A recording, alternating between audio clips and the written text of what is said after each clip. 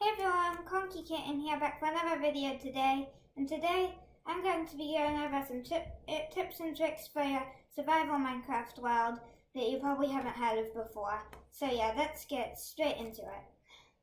The first one here is to create a checklist for when you go mining. So have something like this, and oh, I forgot fire resistance. I better go grab that. Make different parts of your world for different builds. This kind of looks a little out of place in this setting. You could have two whole separate areas. One that is meant to be an ancient desert ruins kind of thing, and then you have a whole separate area for all sorts of modern builds like that. And then that makes it look a lot less weird because this just doesn't look right. I'm working on something way up in the air. Try putting water below the area so that if you fall, you won't die. Like I'm working on this cloud right now, and then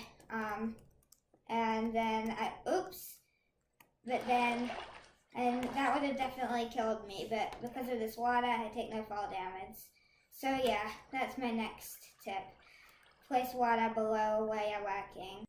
Use your XP before you're about to do something risky. This could be like end busting, building something really high up, anything like that. This is so that if you do fail and you do die, then at least you won't have lost all your XP because you'll have used it up.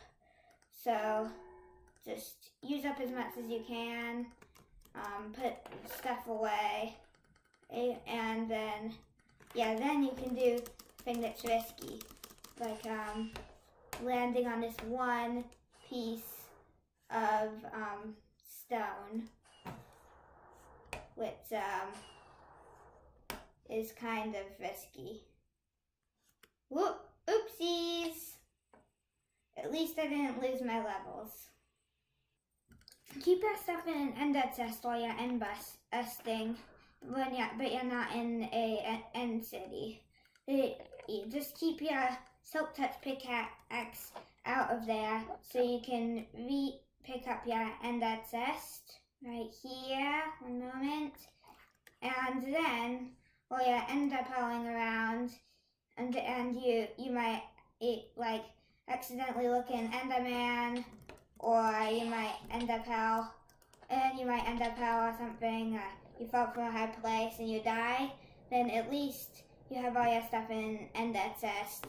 So then, if you went home and got an ender chest, so let me just demonstrate that here.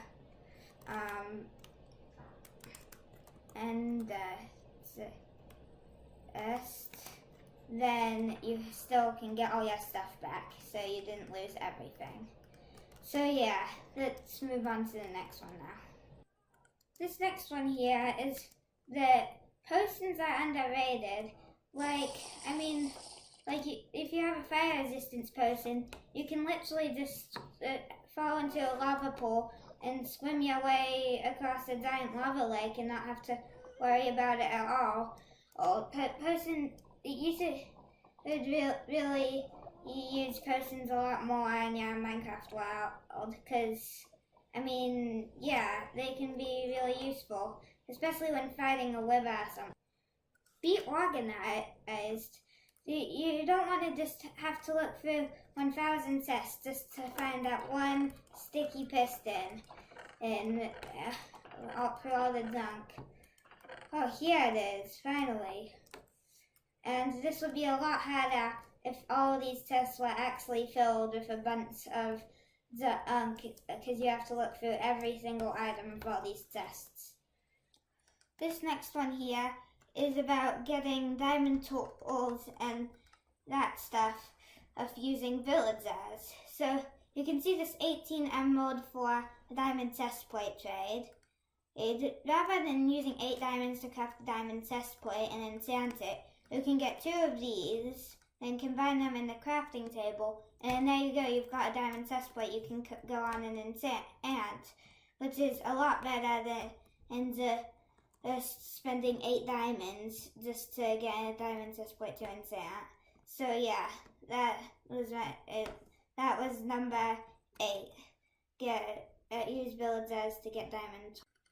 Everyone hates the grind where you have to get all the ender pearls to get to the end. Well, I have a solution, and that is to trade with the cleric villager and get a lot of ender pearls. This is again also a grind to get all the emeralds, but in my opinion it's less of a grind, and you get some XP with trading. I guess you get XP when killing the endermen, but I mean, there we go, we already got all the ender pearls for going to get to the end from that. So that seems like a pretty good deal. Also, yeah, that is my tip number 9, to trade with clerics to get ender pearls to get to the end. And this final one here is a really big strategy to help you defeat the ender dragon. So how most people try and defeat the ender dragon is they just get the best gear, the best everything, and try and go in to fight the ender dragon. But how I think we should do it is just get just a little bit of stuff, just set up a bunch of little kits that look something like this. Just a stone sword and cobblestone. Put a chest down right next to the end portal that has